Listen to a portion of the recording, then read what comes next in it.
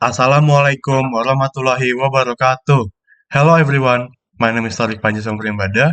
I am from 1246 and I'm going to tell you about the water cycle. But before I present to you about the water cycle, I'm going to tell you about what a water exactly is.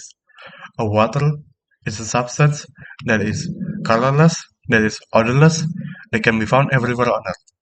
A water is made up by billions of molecules. Those molecules are made up by an oxygen and two hydrogens that are held together by strong covalent bonds. A water can be in different types of form. The first form is liquid, the second form is gas, the third form is solid. Water is also very important to our lives.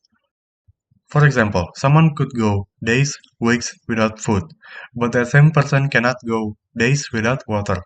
Water is also very important to our transportation, to our food production, to our cleaning, to our recreation, and etc. After all, the earth is made up two-thirds by water.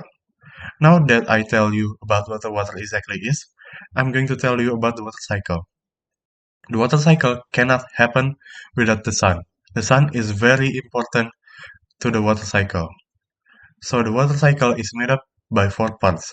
The first part is evaporation, the second part is condensation, the third part is precipitation, the fourth part is runoff water or groundwater. The first part, or evaporation, is when a bunch of water is being heated up by the sun to the point that it turns from liquid to gas. The water can be from the river, the lakes, the oceans, moist lands, even the plants. If it comes from the plants, it's called transpiration. Think of it as like the plants begin to sweat and the sun heat it up to the point that the liquid becomes gas. Now that the liquid becomes gas, let's move on to the second part. The second part, or condensation, is when the gas gets so cold and it becomes liquid. When a bunch of liquid, when a bunch of gas becomes so cold, it can form a cloud. Now that it becomes a cloud, let's move on to the third part, or precipitation. Precipitation is when the clouds get so heavy that they need to rain.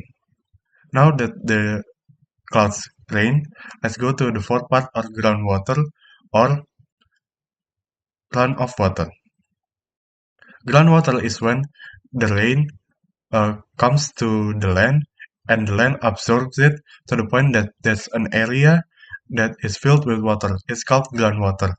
Groundwater eventually will come to the ocean again and continue the water cycle, while runoff water is when the water from the rain goes to the river, to the lakes, to the ocean again, so it just goes back to the source material, the source of the water itself.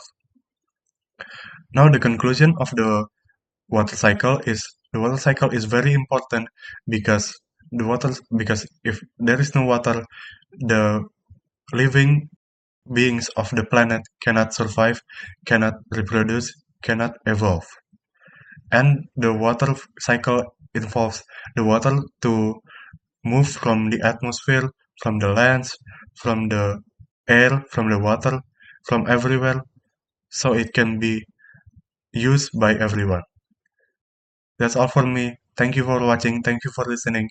Assalamualaikum warahmatullahi wabarakatuh.